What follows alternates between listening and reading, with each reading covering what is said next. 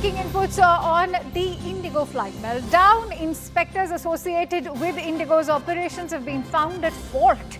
Major action has now been taken by the DGCA over the issue in the Indigo Airlines flight operations. The DGCA has removed 4 flight operations inspectors who were responsible for monitoring Indigo flight operations. These inspectors, remember, were overseeing the safety and operational checks of Indigo flights. It is believed that this strict action was taken due to negligence in inspection and monitoring. Remember, Indigo is currently undergoing a lot of inspection, as there's also been an oversight committee which has been constituted. Let's quickly take that forward with Payal Mehta, who brings us those breaking inputs. Payal, what can you tell us about where were the lapses? Well, that's a matter of pending inquiry, Akansha, to be honest, because an inquiry has been ordered and 15-day period was granted for the inquiry to commit.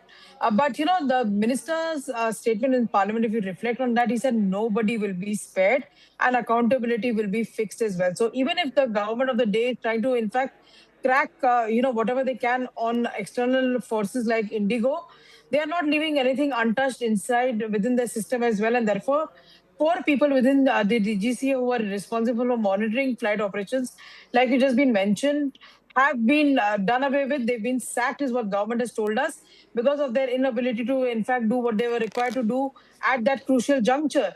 So that is something which has come to the fore as well. Remember, multiple people were asking us questions as to why, the ministry or the government was sleeping over the fact that these rules were not implemented.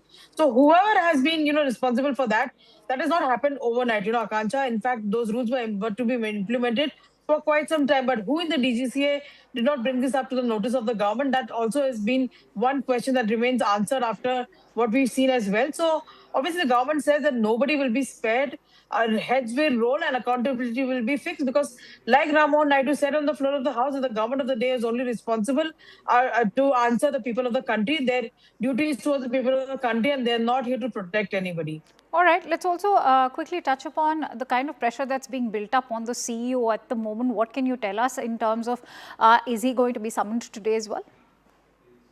Well, we do not really know, because the DGC has nothing to do with the CEO as well. So the CEO has been summoned a couple of times.